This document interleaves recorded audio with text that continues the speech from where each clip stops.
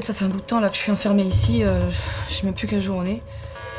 Je suis docteur en sciences environnementales et je me suis enfermée ici au tout début de la contamination. Et depuis, je passe mes jours et mes nuits à essayer de comprendre ce qui se passe.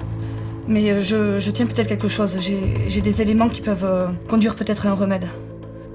Alors, si jamais ça se passait mal pour moi, j'espère que quelqu'un trouvera cette vidéo.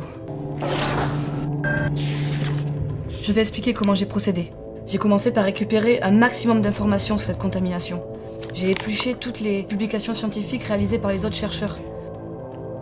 Vous savez, c'est ça la base de mon métier, c'est savoir ce que la science a déjà démontré et savoir ce que l'on ignore encore. Et puis, je suis tombée sur la publication du professeur Teng et de ses confrères. Et ces résultats évoquaient les mêmes symptômes. À partir de là, j'avais plusieurs hypothèses pour tenter d'expliquer cette contamination et sa propagation. Mais certaines de ces hypothèses étaient plus plausibles que les autres. Et quand on est chercheur, on se doit de tout tester. On ne peut pas en mettre à l'écart. Alors, on peut dire qu'il faut mettre de côté ses convictions et savoir rester objectif. J'ai donc tout testé, une à une, chaque hypothèse. Ça pouvait se diffuser dans l'air, ça pouvait même se retrouver dans la terre.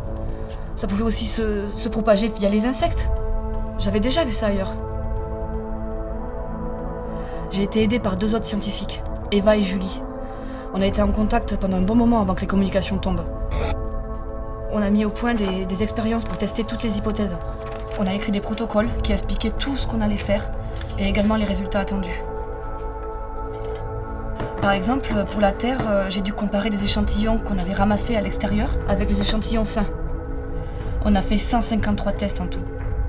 153, dont certains, franchement, ils menaient à rien, mais mes erreurs m'ont permis d'avancer. Et après tout ce temps, après tout ce travail, j'ai enfin pu confirmer une de mes hypothèses. J'ai pu identifier la molécule qui expliquait tous les symptômes. Et en plus, il existe déjà un antidote. J'ai pu en récupérer un peu et je l'ai mis à l'abri.